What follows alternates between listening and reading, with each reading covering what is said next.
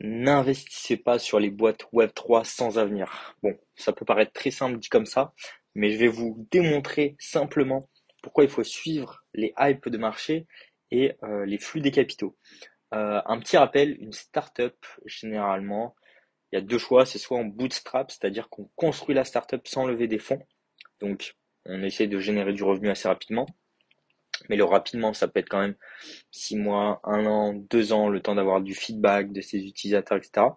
Ou soit on lève des fonds, donc on va brûler du cash pendant 1 an, 2 ans, 3 ans.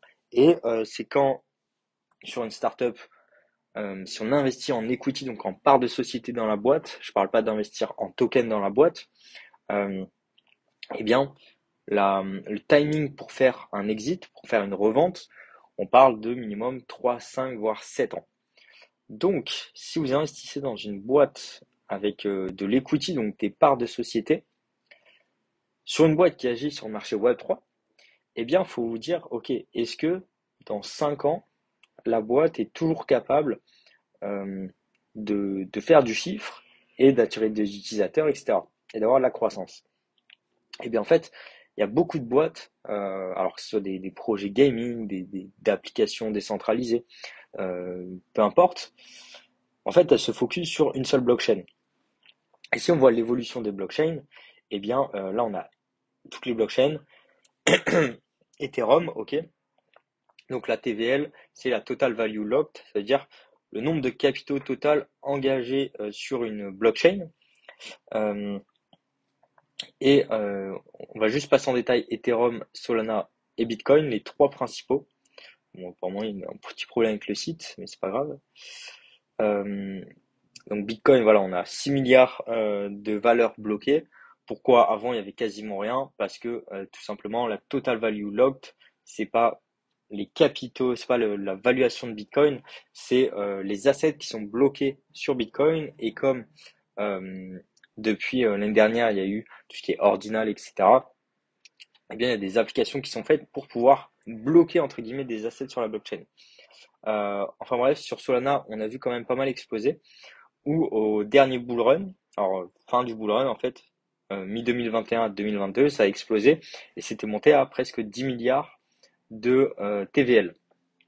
Ensuite, 2023, c'est descendu à 200 millions, enfin c'est ridicule, tout simplement parce qu'en fait, il n'y avait pas forcément d'activité on-chain, il n'y avait pas grand-chose, jusqu'à exploser aujourd'hui à plus de 10 millions. Bon, ça a baissé un petit peu, mais voilà, on a vu de l'engouement, il y a eu de l'engouement, c'est redescendu à quasi zéro et puis c'est remonté.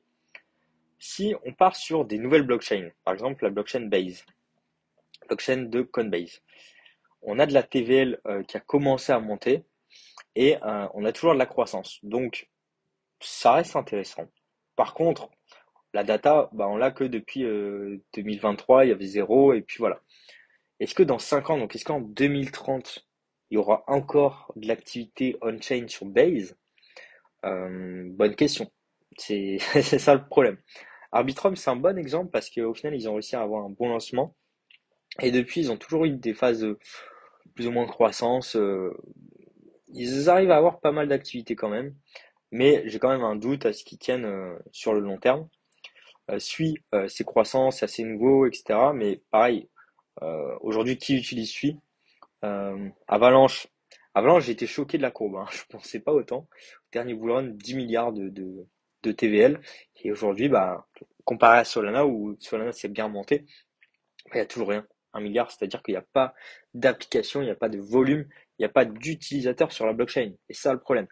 Donc, si vous investissez dans une startup qui choisit une blockchain, et bien sûr, personne n'a de boule de cristal, mais qui prend un choix défini sur, OK, nous, on va faire tel projet sur Avalanche, tel projet sur Sui, etc. En fait, est-ce que dans 5 ans, il y aura toujours de l'activité sur la blockchain? C'est ça le problème. Donc, toutes les projets qui lèvent des fonds en equity, donc là où vous êtes bloqué, on va dire 3, 5, 7 ans, en fait, faites attention parce que s'ils sont pas capables de pivoter, s'ils ont une idée fermée sur quelle blockchain ils veulent faire, en fait, voilà, s'ils sont sur la blockchain hype du moment, peut-être pendant, allez, 6 mois, ils vont faire beaucoup de chiffre d'affaires puisqu'il y a beaucoup de monde. Puis ensuite, si on part en bear market, bam, l'activité descend. Et puis, la TVL, l'activité des utilisateurs va aller sur une autre blockchain, une nouvelle blockchain. Par exemple, celui qui est pas mal hypé, Berachain, voilà, Berachain, nouvelle blockchain, euh, depuis le 6 février, donc ça fait même pas 20 jours. Ils commencent à avoir pas mal de TVL, mais en fait, une fois que ils vont avoir fait leur airdrop, une fois que tous les incentives vont être passés, est-ce que les 3 milliards vont rester ou est-ce que les 3 milliards vont aller sur une autre blockchain pour suivre la hype? Donc c'est vraiment ça cette question. Et si on dézoome d'un point de vue global, une startup agit sur un marché précis.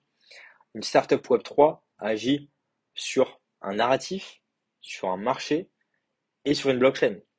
Donc, si une startup Web3 choisit Berachain et que vous investissez dessus en equity, donc ça veut dire que vous êtes bloqué pendant 3 à 5 ans, bah en fait, aujourd'hui, on n'a pas de visibilité sur dans 5 ans qu'est-ce que ça sera Berachain. Donc, en fait, il y a trop d'incertitudes pour pouvoir faire des choix. Donc, faites bien attention et dites-vous que chaque blockchain, chaque activité de blockchain, en fait, c'est des hypes du moment. Et je pense pas que dans 10 ans, on ait les mêmes blockchains qu'on est aujourd'hui. Ethereum, Bitcoin, je pense que oui. Solana, à voir, hein. Solana, c'est le premier cycle où on a de la vraie utilité pour des mêmes coins, pas techniquement, mais plus pour amener du monde. Par contre, le reste, BSC, pareil, hein, BSC, c'était hyper hypé au dernier bull 20 milliards, enfin, c'était énorme. En plus, c'est resté à 10 milliards pendant quasi un an. Et puis, bah, c'est bien descendu à 3 milliards, et là, aujourd'hui, c'est à 5 milliards. Voilà, il y a 3 ans, c'était la BSC, waouh, faut aller dessus, faut faire des protocoles, faut investir, etc. Bah, aujourd'hui, il n'y a plus grand-chose. Donc, je parle de la BSC, je parle pas du token BNB, il faut bien différencier. Donc voilà, pour récapituler, si vous investissez dans une startup qui agit sur le Web3, qui agit sur une blockchain en particulier, il faut qu'elle soit capable de réagir et de éventuellement changer de blockchain, d'être cross-chain ou d'apporter quelque chose au-delà d'une blockchain spécifique parce que ça peut peut-être faire du chiffre pendant un an ou deux, mais si vous n'avez pas de retour sur investissement en tant qu'investisseur, ben en fait vous allez pas gagner grand-chose. Donc faites bien attention là où vous investissez, sur quel marché, sur quelle blockchain, sur quel narratif, et aussi quelle est votre date de retour sur investissement.